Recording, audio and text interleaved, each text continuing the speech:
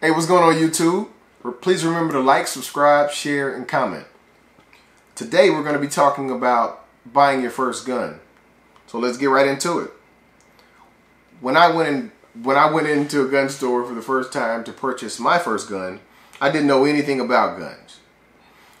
It was really kind of overwhelming almost, just to see all the different guns in the different price ranges. Just like, well, you know, I see a gun that's $200 and something, and then I see one that's $2,000, right, for a pistol, for a handgun, and you're kind of wondering, okay, well, you know, which one is best for me? Which one should I buy? Should I buy a small one? Should I buy a larger one? Should I, do I need to get something in the middle? And you just have a lot of different questions, right? So my experience when I first went to a gun store, I asked to see one gun, then I asked to see another, and I asked to see another, and I think I was on my third or fourth gun, looking at my third or fourth gun. Like I say, I had no prior knowledge of guns or anything of that sort. So the guy was he would hand me or he would sit the gun on the counter. I would pick it up. I'm looking at it, and before I do anything with this one, I'll do a safety check. So you all make sure there's nothing in there. So he would sit it down, and I would pick it up, and of course I wouldn't be holding it like I'm holding it right now, because I didn't know how to, I didn't know a particular grip for a gun, because as I said, I had no information about guns. And he was asking me questions like, well, what do you think about it? How does it feel in your hand? And now thinking back on it, it's just really funny, right? Someone asking you, hey, how does this feel in your hand? Well, depending on the actual texture of the handle, or the actual texture of the grip, or whatever the case may be, it may feel good in your hand, it may feel bad in your hand, right? But this is the thing that you have to remember when purchasing your first gun. You don't know how to hold the gun, so the way the gun feels when you purchase it is somewhat important, but it's not the most important, because the placement of your hands is going to change. So the way that feels comfortable to you right now, say if you're in the gun store and you're holding the gun, whatever way you're holding the gun, your grip is going to change. So I use the thumbs forward grip, and that is, they call it the thumbs forward grip because your thumbs actually end up pointing the same direction. But I won't get into that right now. I'll just say the biggest thing, or one of the biggest things to think about, is the different size, right? So what do you want to use it for? Is it going to be your everyday carry gun? Do you actually want to take this different places with you? Is this going to be a home defense gun where you only want to keep it at the house with you, or leave it at home? So if you only want to leave the gun at home, it really doesn't matter if it's a really small gun compared to a bigger gun.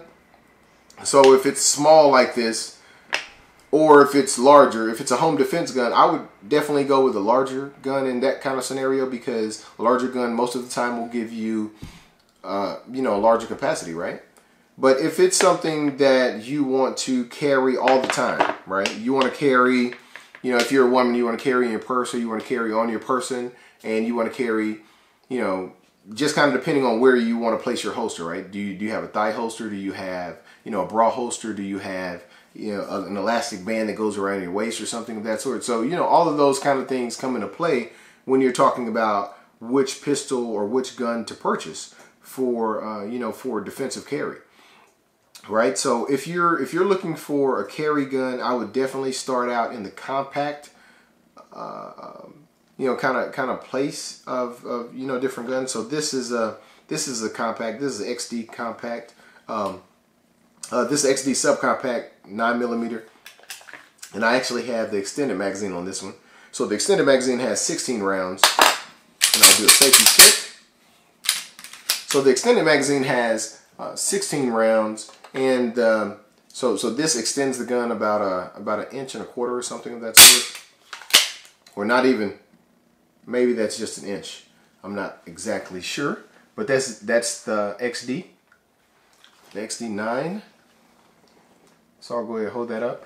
Now, you know, this gun has been great for me. I've never had any problems with it, but of course, this is just, you know, just one gun, right? So, you know, just this type of gun in general, or this particular brand may have had issues or may have issues, or, you know, something of that sort. So I can't really speak for all of the guns out there like this, right? This one has just been great for me. This was one of my first, I think it was maybe my third carry gun. But this was around the time where I still didn't know what kind of holster I wanted and things of that sort. I think I was still buying holsters off eBay at that point. But it was a subcompact, and I knew that it was small enough to carry, but it did have, you know, like I say, this extended magazine with 16 rounds, and it had a flat-facing magazine with 13 rounds. So that gave me 13 plus 1 in this particular package. This is my Smith & Wesson compact, M&P compact, and this is actually a 40.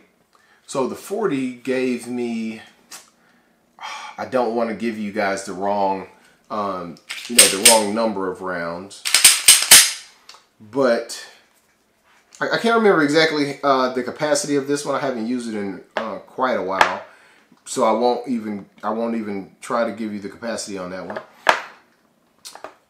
This gun, I purchased this one for concealed carry, and just in those scenarios where, you know, hey, I'm going to an event or something of that sort. And this is the Glock 43.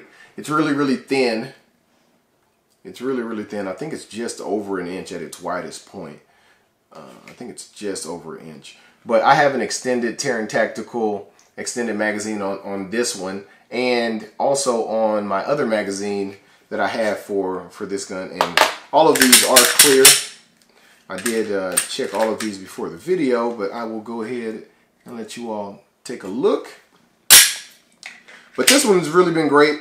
I like Glock because, well, let me pause for a second. I don't like the look of Glocks per se, but I like them because they just work, right? I really haven't had any types of issues with Glocks at all. The only thing that I don't like, you know, like I say, you kind of have to do a lot. You really kind of have to do a lot. So on my Glock 19, let me set this one down. Let me set the 43 down. So this is my Glock 19. This is empty as well. I'll go ahead and rack the slide a few times and let you all check that out. Down the mag well. So this is my Glock 19, and I did a lot to it. Did the stippling work. Did the stippling work on it. As you all can see, I also have a light on here. The thing that I did not do, if you all noticed, this Glock still has the factory sights on it. So I did not change the sights, and that's kind of one of the things that a lot of people do right out of the box. They go change the sights.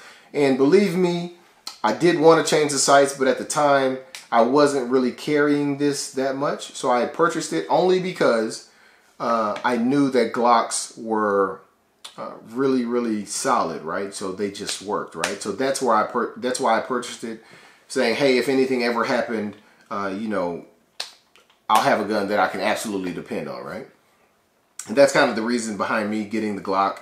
And then, you know, I kind of wanted to do some additional stuff to it because it comes so plain Jane, I think. But most of my other guns I have night sights on, right? So like my XD, I put night sights on, and I haven't talked about this one. This is the XDM. And before I go back and forth like this, so this one has 15 plus 1 in the regular magazine. I do not currently have any extended magazines for it or anything of that sort, because I don't really use it that much, so I don't carry it that much. I do have a really good holster for it, but I don't really carry it that much at this particular point. I'll get to the gun that I do carry at this particular point, or one of the guns that I carry at this particular point.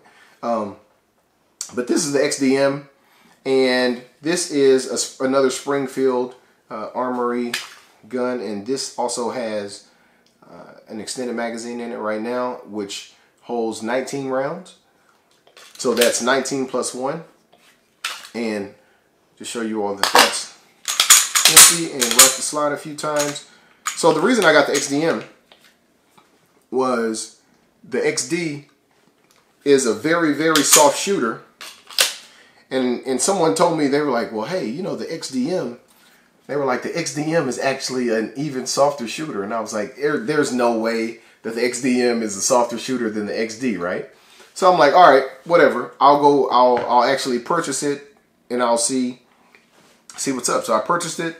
It definitely is a softer shooter. And I think the reason for that is the weight of the slide.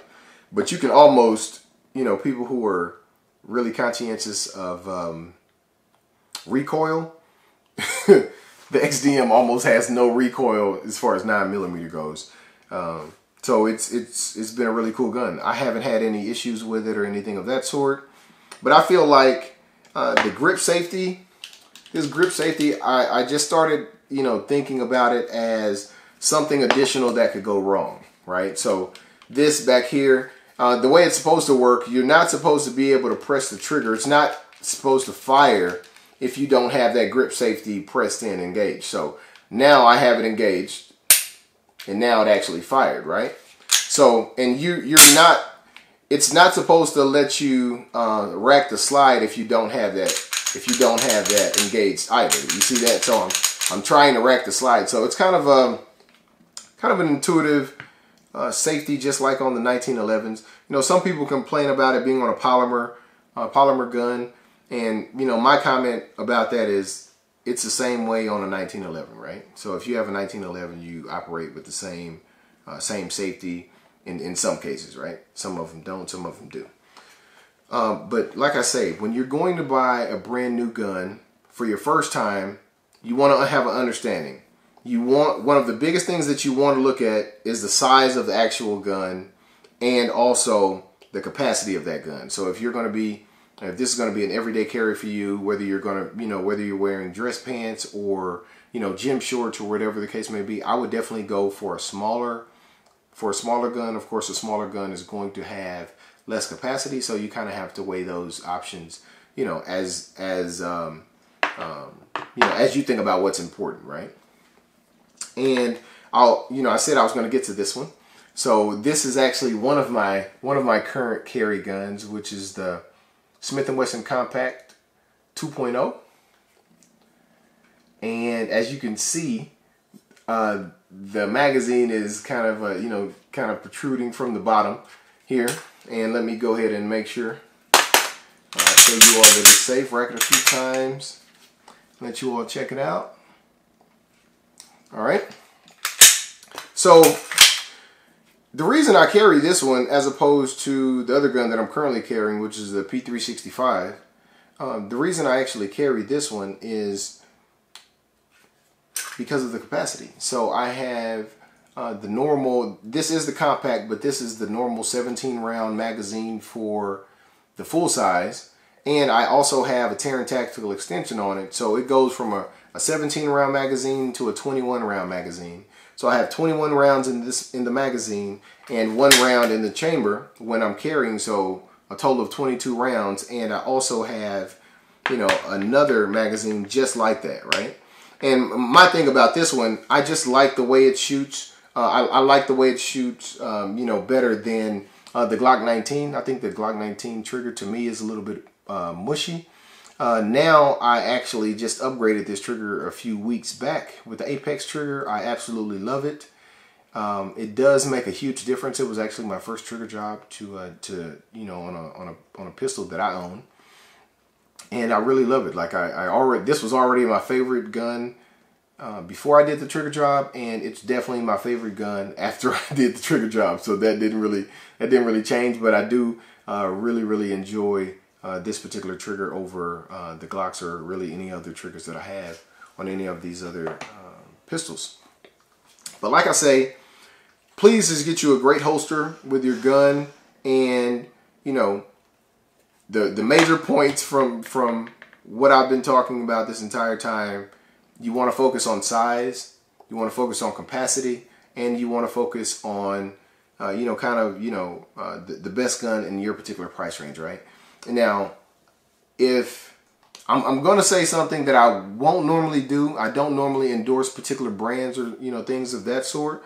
I will say that to me, right now, I would definitely go with Glock or Smith & Wesson. I do own the P365 and I do carry my P365 because I haven't had any issues, and I'm well over 2,700 rounds through my P365 at this particular point. I haven't had any issues, but there are still a lot of people out there, you know, getting newer versions of it and still saying that they're having different problems, right? So I actually debated on going back to my Glock 43 a few times, so I'm still kind of working that out right now. But that's pretty much where I am, and I hope you all found this enlightening and informational, hopefully. So please remember to like, subscribe, share, and comment. All right? Be safe.